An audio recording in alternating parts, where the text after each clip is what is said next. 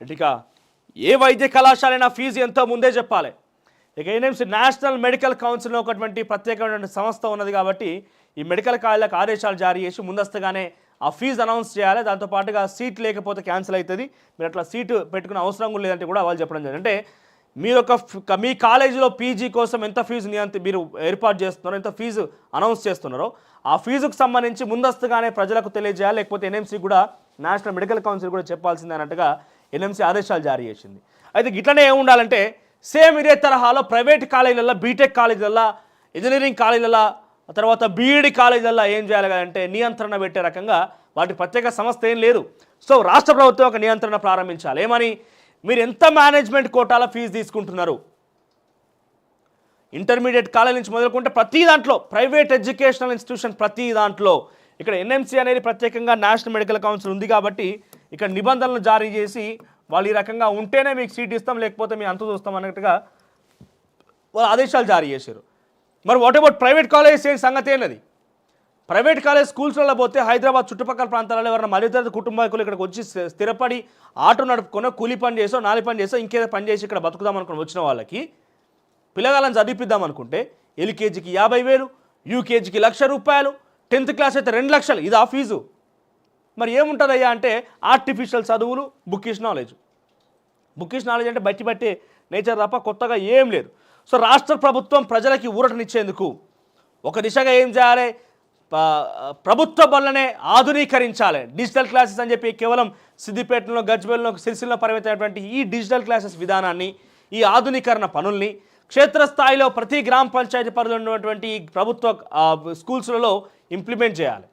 Implement చేసి మొదటి నుంచి కూడా పదే అన్ని రకాల నుంచి డిమాండ్ వస్తున్నామని తొలి వెలుగు ప్రతిసార్లు మాట్లాడింది ఇప్పటికే. సో ఆధునీకరించాల్సిన అవసరం ఉన్నది. ఏ రకంగా విద్యను ఆధునీకరించడం అంటే పైసలు పెంచడం కాదు, ప్రత్యేకంగా విద్యార్థులకి విద్యను అందించేటువంటి విషయంలో ఆధునీకరణ తీసుకురావాలి, ఇన్ఫ్రాస్ట్రక్చర్ డెవలప్ చేయాలి. ఇంకా కూడా కొన్ని ప్రాంతాలలో ఒక స్కూల్ మొత్తానికి 300 మంది చదువుకునే స్కూల్ మొత్తానికి ఒక్క టాయిలెట్ అట. కాగజ్ నగర్ నియోజకవర్గంలో గతంలో వచ్చిన వార్తలు చూస్తే ఒకే టాయిలెట్ అట. అంతెందుకు, మణికొండలో గతంలో ఒక బీజేపీ కార్పొరేటర్ కూడా బయట పెట్టింది కదా, అక్కడ పరదాలు కట్టుకొని, డోర్స్ కూడా లేక పరదాలు కట్టుకొని ఒక అమ్మాయి బయట నిల్చుంటే ఇంకొక అమ్మాయి లోపలికి వాష్రూమ్కి వెళ్ళే ప్రయత్నం. సో అటువంటి చర్యలు ఉన్నాయి. సో అటువంటి ఇన్ఫ్రాస్ట్రక్చర్ డెవలప్ చేయాలి. సో ప్రభుత్వం ఏం చేయాలి, పర్టికులర్గా ప్రైవేట్ ఇన్స్టిట్యూషన్ల మీద నిఘా పెట్టాలి, ఫీజును నియంత్రించాలి, విద్యార్థుల తల్లిదండ్రులను ఆదుకోవాల్సిన బాధ్యత చేయాలి. ప్రభుత్వ పాఠశాలల్ని, ప్రభుత్వ కాలేజీలని, ప్రభుత్వ యూనివర్సిటీలని కూడా ఆధునీకరించాలి, అన్ని రకాల వస్తువులు క్రియేట్ చేయాలి, ఇన్ఫ్రాస్ట్రక్చర్ డెవలప్ చేయాలి. లేకపోతే ఇంకేమైపోద్ది తెలుసా, కేవలం రేపటి రోజున పైసలు ఉంటేనే చదువుకోవాలి, లేకుంటే పైసలు ఉంటేనే బతకాలి, లేకుంటే చచ్చిపోవాలన్న టైప్లో క్రియేట్ అవుతుంది. ఎందుకని అంటున్నా అంటే పదే విద్యార్థుల ఫీజులు చూస్తే బీటెక్ కాలేజీలకు ఫీజు కోసం పోతే 4 లక్షలకు సీటు, 5 లక్షలకు సీటు. ఏంది అది? ఏమైనా మొత్తం తీసుకొచ్చి పిల్లగాడు చదవకపోయినా కూడా బ్రెయిన్లో మొత్తం ట్రాన్స్ఫర్ చేసి వైర్లు పెట్టేమని పెడతారా? పెట్టరు కదా. సో ఇన్ని ఫీజులు ఉన్నాయి కదా, ఈ ఫీజుల మీద నియంత్రణ తీసుకురావాలి. నేషనల్ మెడికల్ కౌన్సిల్ ఒక మంచి గొప్ప నిర్ణయం తీసుకున్నది.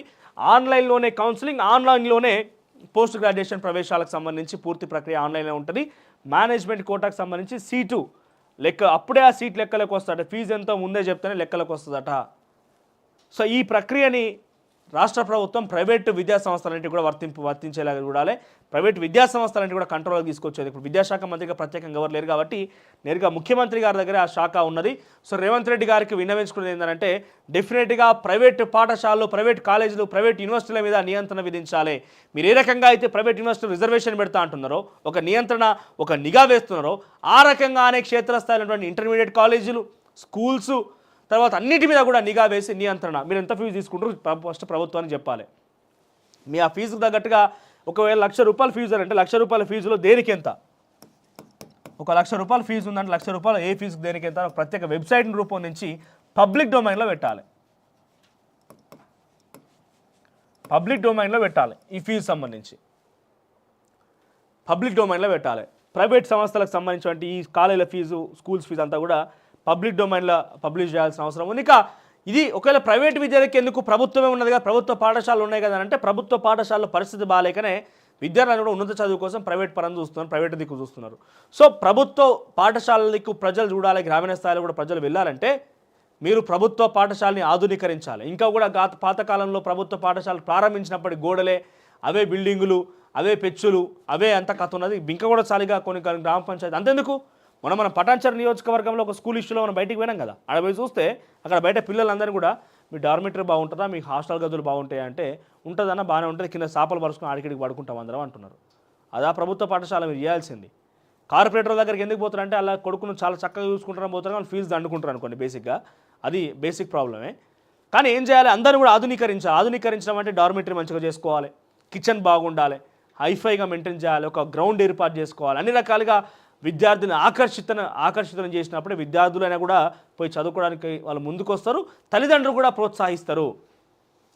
సో మొదటి నుంచి కూడా విద్య వైద్యం మీద ప్రతి ఎవరైనా కూడా బేసిక్ థింగ్ మనకు చిన్నప్పుడు స్కూల్లోనే చెప్తారు. బిలో పావర్టీ లైన్ అంటే ఏంటిది, బిలో పావర్టీ లైన్ అంటే ఏంటి, what is mean by poverty line అని చెప్పి చిన్నప్పుడు సోషల్లో ఉంటే ఏంటంటే కూడు, గుడ్డ, తిండి అంటే దాంతో పాటుగా కొన్ని ఐటమ్స్ మిల్క్, బ్రెడ్ అని చెప్పి అయితే కొన్ని ఎగ్జాంపుల్స్గా చెప్పుకుంటారో, నిత్యావసరం జీవితంలో విద్య వైద్యం లేనటువంటి వ్యక్తులను మాత్రమే బిలో పావర్టీ లైన్గా భావించవచ్చు. వాళ్ళకు విద్య లేదు, తర్వాత వైద్యం చేసుకునేటువంటి స్తోమత లేదు, వీళ్ళందరూ కూడా బిలో పావర్టీ లైన్ గుర్తించి ప్రభుత్వం వాళ్ళ కోసం పథకాలు ప్రవేశపెడుతుంది. సో వాళ్ళని గుర్తించి మీరు ఏం చేయాలి, వీళ్ళందరూ కూడా ప్రభుత్వం ఉన్నటువంటి ప్రభుత్వం మొత్తం కూడా ప్రైవేట్ పాఠశాలల మీద నిఘా వేయాలి, లేకపోతే ప్రభుత్వ పాఠశాలని ఆధునీకరించి అందరూ కూడా ఆకర్షితం చేసి వాళ్ళ వైపు మరలించుకోవాలి. ప్రైవేట్ కాలేజీలనే ఇంత పెద్ద డబ్బులు అంటే మేనేజ్మెంట్ వ్యక్తిగతంగా తీసుకొచ్చి మేనేజ్మెంట్లో ఇన్ని డబ్బులు పెట్టి పెద్ద పెద్ద బిల్డింగులు కట్టి గొప్పగా తీర్చిదిద్దుతుంటే ప్రభుత్వమే అంటే ప్రజలు ఇచ్చిన డబ్బులతోని మా డబ్బులతో మాకు ఇయనికే ఈ ప్రభుత్వాలకు ఇబ్బంది. సో వెంటనే ప్రైవేట్ కాలేజీ మీద నిఘా వేయాలి, ఆధునీకరించాలి ప్రభుత్వ పాఠశాలను కూడా. ఇక లోక్సభ స్థానాలకు సమన్వయ